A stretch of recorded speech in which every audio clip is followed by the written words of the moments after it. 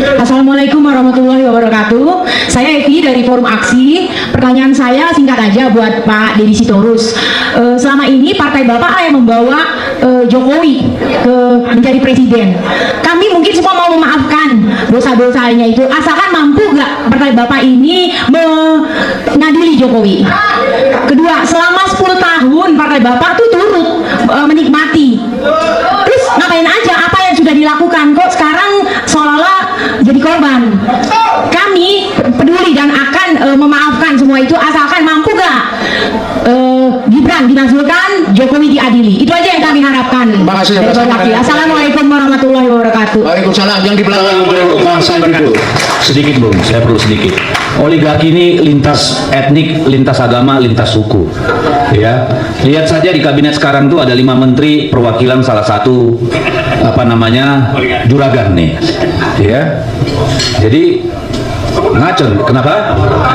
Ala kalian udah tahu, pura-pura nggak tahu. Ya, yang ini saking banyaknya duit selalu nanya, gua ngerjain siapa ya besok? Ya, ini ngeri nih.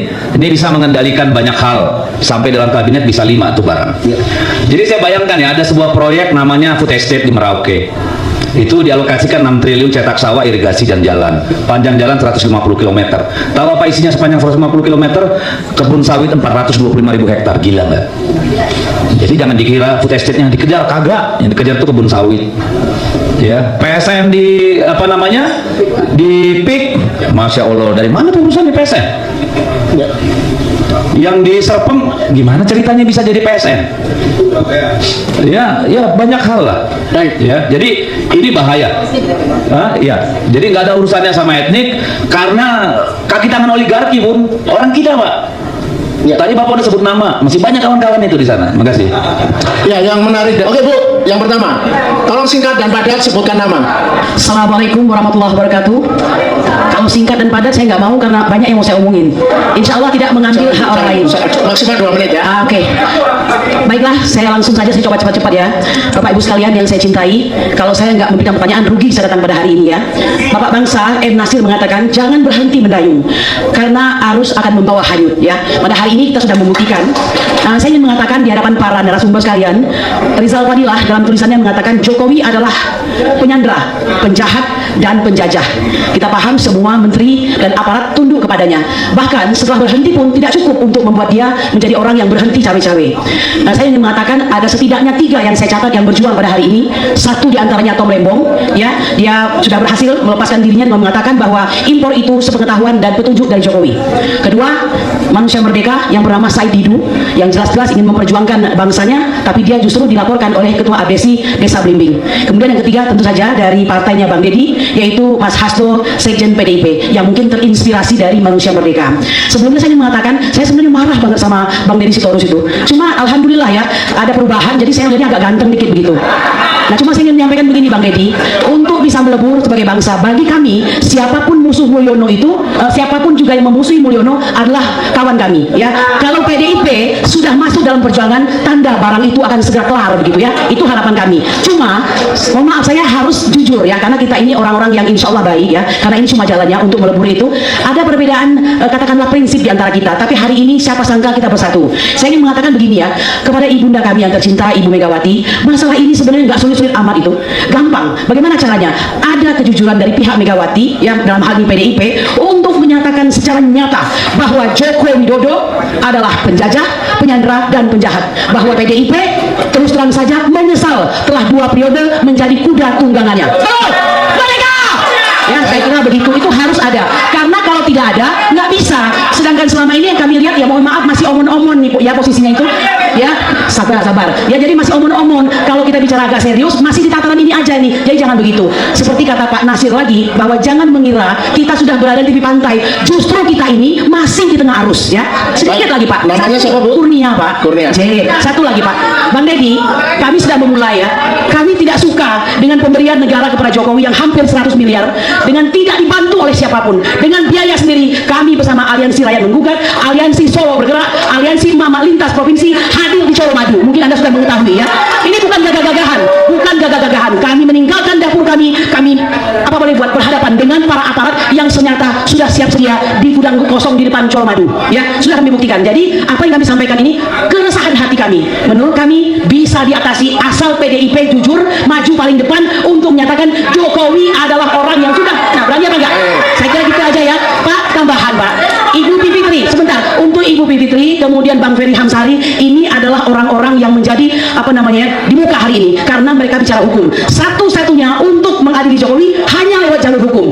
Jokowi yang sudah kami lakukan adalah mengenai pemalsuan dokumen, kemudian pemalsuan informasi dalam akta autentik pasal 263 dan 266. Lalu bagaimana dengan si Fufafa ini, si anak kecil ini? Banyak, Pak, penodaan agama, kemudian pornografi, ya, dan yang ketiga perbuatan tidak menyenangkan dan sebagainya. Banyak pintu masuknya. Kami menunggu Bang Ferry Hamsari, Ibu Bivitri Suwanti, Bang Refli Harun, udah nggak ya?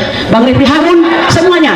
Kalau kita bersatu, oh ya satu lagi yang paling keren nih, Bang Abraham Samad, ya, mohon kalau perlu Pak jumpai dong Pak. Teman-teman, selamat datang kembali di channel ini. Teman-teman, kembali lagi bersama saya di channel ini. Teman-teman, dimana tadi kita telah melihat dan telah menyaksikan sebuah cuplikan video yang begitu tertarik tentang wapres kita Gibran Rakabuming Raka, dimana tadi kita telah melihat dan menganalisis ataupun memahami sebuah cuplikan video ini mulai dari awal, pertengahan, sehingga akhir. Jadi dalam cuplikan video ini kita bisa memahami tentang bagaimana masalah yang sedang terjadi dalam negara kita sekarang ini, yaitu tentang pencopotan ataupun pemunduran Wapres Gibran Rakabuming Raka, Wapres Negara Republik Indonesia. Jadi teman-teman, tentunya dalam sebuah cuplikan video tadi, dari dulunya saja kita telah tahu bahwasanya Gibran digantikan dengan AHY. Jadi, nah, di sini teman-teman, kenapa hal ini bisa terjadi? Mungkin telah terkuak ataupun telah terbongkar bagaimana sebenarnya kemampuan si Wapres Gibran Rakabuming Raka ini dalam menjalankan tugasnya dalam negara kita ini. Nah, di sini juga tercantum di sini beberapa komentar-komentar dari teman-teman netizen. Kita bahas dulu ini dan kita lihat bagaimana pendapat mereka. Di sini disampaikan beberapa alasan pemakzulan. Yang pertama, cacat hukum, dan yang kedua, Wapres haram konstitusi. Yang ketiga, ijazahnya diragukan, tidak memenuhi syarat, dan yang keempat, tidak mempunyai kompetensi.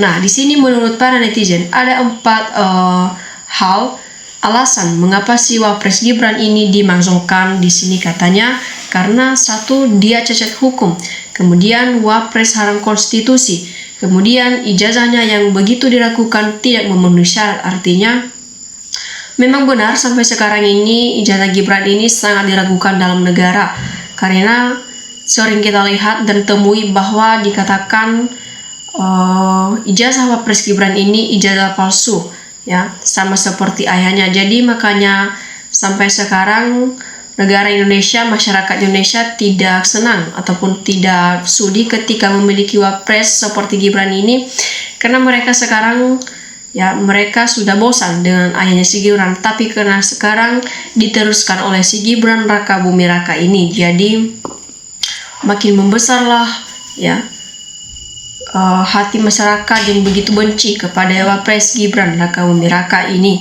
Kemudian ganti anak kecil dengan yang dewasa dengan pendidikan tinggi. Masa Wapres menurut respon Sanipar tidak tamat SMA.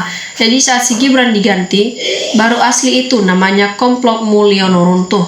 Wapres yang tidak punya inovatif dan gagasan karena anak mantan presiden culas. Jadi tangkap Jokowi bikin gaduh dalam negara ini. Rakyat sekarang sudah muak.